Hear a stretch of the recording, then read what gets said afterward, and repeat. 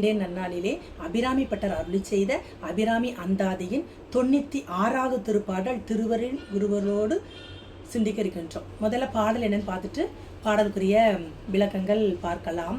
கோமல வள்ளியை அள்ளியம் தாமரை கோயில் வைகும் யாமல வள்ளியை ஏதம் இலாளை எழுத்தறிய சாமள மேனி சகலகலா மயில் தன்னை தம்மால் ஆகம் அளவும் தொழுவார் ஏழு பாருக்கும் ஆதிபரே. அற்புதமான பாடல். இந்த பாடல்ல அன்னை எவ்வுயிருக்கும் பாகுபாடு இன்றி தன் திருவுருளே வழங்க வல்லவள் என்பதை சொல்லிட்டு, அப்படிப்பட்ட அன்னையானவள் எப்படி அவளை நினைக்கும் போது அவளுடைய திருக்கோலத்தை நமக்கு கண்முன்னே கொண்டு வந்து காண்பிக்கின்றார் இந்த பாடலில் நம்ம அபிராமி பட்டர். முதல்ல ஆரம்பிக்கும் போதே எப்படி ஆரம்பிக்கிறார்? கோமள வள்ளியை. கோமளம் என்றால் மென்மை. அபிராமி அன்னையானவள் மென்மை பொருந்தியவள். அதாவது எந்த உயிராக இருந்தாலும் சரி, அன்னையே உள்ளன்போட அவள் நாமத்தை அரற்றி அன்போடு வணங்கினா போதுமா, உடனே வந்து அவளுடைய எந்த ஒரு பாகுபாடும் என்று அருள் திருவருள் வழங்குபவள். அத்தகைய மென்மை பொருந்தியவள். அதனால் அதை உணர்த்துவதற்காகவே கோமல வள்ளியை என்று ஆரம்பிக்கின்றார். அப்படிப்பட்ட மென்மை பொருந்திய அன்னையானவள் எங்கே அமர்ந்து இருக்கின்றாளாம்? மென்மையான இடத்தில் தான் அமர்ந்திருப்பாள். மென்மை என்று சொன்னாலே நம்ம மலருக்கு தான் ஒப்பிட்டு சொல்வோம். மலர்கள், அந்த எந்த மலரில் அன்னையானவள் வாசம் செய்கின்றாளாம்? அள்ளியம் தாமரை கோயில் வைகும். அள்ளியம் என்றால் அக இதழ். தாமரையிலே புற இதழ் அக இதழ் இருக்கும். புற இதழ் சற்று கடினமாக இருக்கும். அக இதழ் ரொம்பவும் மென்மையாக இருக்கும். அந்த அக இதழிலே அன்னையானவள் வாசம் செய்து கொண்டிருக்கின்றாளாம். அன்னைக்கு பத்மாசனா என்ற ஒரு நாமமும் திருநாமம் உண்டு இல்லையா? தாமரையிலே அந்த மென்மை பொருந்திய அந்த அக இதழில் அமர்ந்து இருக்கக்கூடியவள். அதனால் பத்மாசனா என்ற ஒரு திருநாமமும் உண்டு. அப்படிப்பட்ட அன்னை யாமள வள்ளியே அப்படின்னு சொல்றாரு. ஏதம் இலாலை அப்படின்னு சொல்றாரு. யாமள வள்ளி அப்படின்னா ஆகமங்கள்ல அன்னையினுடைய புகழை சொல்லுகின்ற அந்த சொல்வதற்கு யாமளை யாகமம் என்று சொல்லுவார்கள். அதை யாமளவள்ளி, அன்னையின் புகழை சொல்லுகின்ற அந்த யாமளவள்ளி, அதாவது அந்த ஆகமத்தில் படர்ந்து இருக்கின்ற அன்னையே நாம் பற்றி கொள்ளும் போது நம்முடைய வினைகளெல்லாம் நீக்கி நமக்கு திருவருள் நற்கதி வழங்குபவள். அப்படிப்பட்டவளை உணர்த்துவதற்காக, அதாவது ஆகமங்களின் வடிவாக இருப்பவள். ஆகமங்களில் அன்னையின் வலிமையை பற்றி சொல்லப்பட்ட நூலுக்கு பேர் தான் யாமளவள்ளி. அது யார்? அன்னை அபிராமி.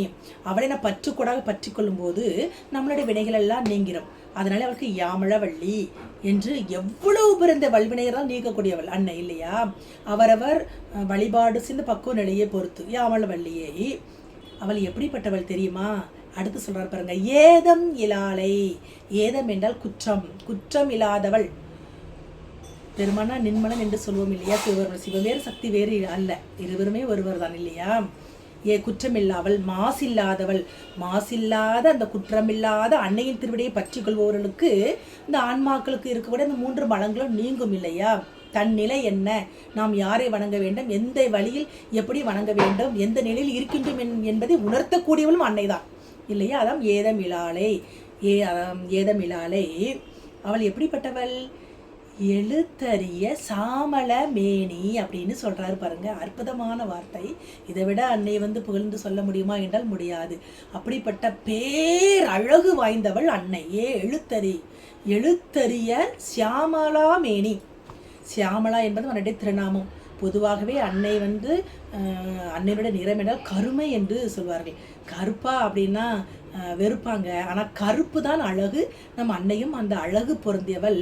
அவளுடைய அந்த பேரழகை எழுத்துக்களாலும் ஓவியத்தாலும் சொல்லாலும் அந்த ஓவியத்தாலுமே வரையறுத்து சொல்ல முடியாத பேரழகு வாய்ந்தவள் ஷியாமளா மேனி. ஷியாமளா என்பது அன்னையினுடைய திருநாமங்களில் ஒன்று.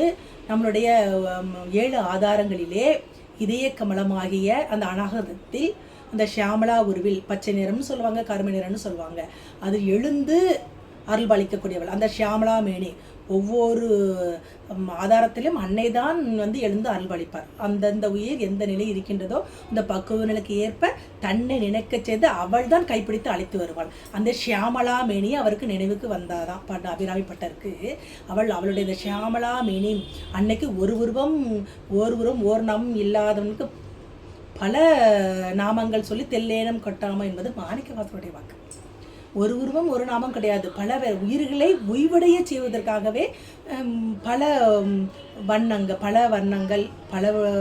வண்ணங்களில் பல்வேறு உருவம் எடுத்து அருள்பாலிக்கின்றார். எதற்கு? இந்த உயிர்களை உய்வடைய செய்வதற்காக. அப்படி அன்னை கொண்ட கோலங்கள் ஒன்றுதான் ஷியாமலா. அவள் கருமை நிறம் கொண்டவள். அதை வந்து ரோகிணி, அந்த அன்னைக்கு பேர் ராகினி என்று சொல்லுவாங்க. அந்த திருமேனி உடையவள் அப்படின்னு சொல்கிறாரு. அப்படிப்பட்ட அந்த திருமேனி உடைய அன்னை அபிராமி இவனை எப்படிப்பட்டவள் தெரியுமா? அடுத்து சொல்கிறாரு பாருங்க. சகல கலாமயில், சகல ஐஸ்வர்யங்களையும் தரவல்லவள். உலகத்தில் என்னென்ன வேண்டுமோ அத்தனையும் நமக்கு தந்து போகத்தை நுகரச் செய்து அதற்கு மேலேயும் அழிவில்லாத முக்தி செல்வத்தையும் தரவல்லவள் அல்லவா அவள். சகல கலாமயில். ஏற்கனவே நம்ம அபிராமி பட்டர் இதுக்கு முன்பும் 21வது திருப்பாடலில் பாடி அருளி சேர்க்கிறார். வருண சங்கலை செங்கமல சகலகலாமயில் என்றும் பாடி அருளி செய்கிறார். சகலகலாமயில் அப்படின்னா அனைத்து ஐஸ்வர்யங்களையும் தரவல்லவள். சதுஷ்டி கலாமயி கலாவதி என்ற திருநாமமும் அன்னைக்கு உண்டு இல்லையா? அதை உணர்த்துவதற்காகத்தான் இங்கே சகலகலாவல்லி. இந்த உலகில் இருக்கக்கூடிய இந்த உலகில் கிடைக்கக்கூடிய அனைத்து சகல ஐஸ்வர்யம் பெற செய்து அதையும் தாண்டி மேலான நிலையான இடம் பெருமானுடைய திருவடி, சிவபெருமானுடைய திருவடி. அந்த திருவடிக்கும் அழைத்து செல்பவள் நம் அன்னை சகலகலா மயில். அவளை எப்படி தொழணும்? இப்படியெல்லாம் கருணை கூர் வடிவமாக இருக்கின்ற அன்னையே நாம் எப்படி தொழ வேண்டும்? அதை அடுத்த வரியில் சொல்றார் பாருங்க. தன்னை தம்மால் ஆம் அளவும் தொழுபவர். அதாவது நமக்கு கொடுத்த மனம் மொழி வாக்கால் முக்கரணங்களால் எப்பொழுதுமே தினைத்தனை பொழுது மறந்து என்ற அப்பர் பூத்திகள் சொன்னது போல ஒன்று இருந்து நினைமின், ஒன்று இருந்து உள்ளன்போட என்ன வேலை செய்தாலுமே, தொழில் செய்தாலும் என்ன வேலை செய்தாலும் நம்ம செய்து கொண்டு படித்தாலும் சரி, நின்றாலும் சரி, வேலை செய்து கொண்டு இருந்தாலும் சரி, அவருடைய நாமத்தையே உள்ளன்போடு காதலாகி கசிந்து நம்ம உள்ளன்போடு உருகி நம்ம வழிபாடு செய்யும்போது, முக்கரங்களால் வழிபாடு செய்யும்போது மனம் மொழி வாக்கால, மனதால வாக்கால இந்த உடம்பால் அவள் கொடுத்த கருவிக்கரங்களை கொண்டு அவளுக்கே அன்போடு நம்ம வழிபாடு செய்யும்போது 7 பாருக்கும் ஆதிபரே என்று முடிக்கின்றார். அந்த காலத்துலலாம் சொல்லுவாங்க, நீ அரசர் போல வாழ வேண்டும் அப்படின்னு சொல்லுவாங்க இல்லையா? நாம் அன்னையே உள்ளன்போட நம்ம வணங்கினாலே அரசர் போல வாழலாமா? அது ஓர் உலகத்துக்கு மட்டுமல்ல, 7 உலகத்துக்கும் அரசராக வாழக்கூடிய அந்த ஒரு பேரின்பத்தை தரவல்லவள் அன்னை. இதை விட வேற என்ன வேணும் அப்படின்னு சொல்லிட்டு ஆதிவரே, அதிபரே என்பதுதான் இங்கே ஆதிவரே என்று நீட்டி செய்யுள் வாக்கியமாக முடித்திருக்கின்றார் நம்ம அபிராமி பட்டர். ஆக இங்கே என்ன சொல்ல வருகின்றார்? அன்னை வேண்டுதல் வேண்டாமல் இல்லானடி சேர்ந்தார் என்று வள்ளுவர் வாக்கு இருக்கிறாங்க. இவங்க தான் வேணும், அவங்க தான் வேணும், இந்த பாரபட்சமே அன்னையினிடம் கிடையாது இல்லையா? நாம அன்பு காட்டினா அவளே நமக்கு தருவார். தந்தது உந்தனை கொண்டது என்றனை என்பது மாணிக்கவாசகர் வாக்கு. அன்புக்கு மட்டுமே இறங்கி அது செல்வந்தராக இருந்தாலும் சரி, அரசராக இருந்தாலும் சரி, ஏழை குடிமனாக இருந்தாலும் சரி, அன்போடு அவள் நாமத்தை அரற்றினாள். அப்படியே மனம் கோணாது நம்மளை அரவணைத்துக் கொள்பவள் நம் அபிராமி அன்னை. அப்படி அவளை தொழும்போது நமக்கு 7 உலகம் ஆளக்கூடிய அந்த உன்னத நிலை கிடைக்கும் அப்படிங்கிறது இந்த பாடலில் பாடி முடித்து அன்னையுடைய திருக்கோலத்தை நமக்கு கண்முனை கொண்டு காட்டியிருக்கின்றார். இந்த பாடலை நம்ம நாள்தோறும் காலை மாலை தவறாமல் உள்ளன்போடு படித்து நமக்கு என்ன கிடைக்கும்? பலன் கருதாமல் கிடைத்தாலே அன்னை அனைத்தையும் தருபவள். ஆனால் உயர்ந்த பதவி எதையும் எதிர்பார்க்காம நம்ம பாடினாலும் கூட இந்த நிலையிலிருந்து மேல்நிலைக்கு நம்மை கொண்டு வர செய்பவள் அன்னை. இந்த பாடலை நாமும் பாடி அன்னையினுடைய அன்புக்கு பாத்திரம் ஆவோமாக என்று கூறி தங்களிடமிருந்து விடை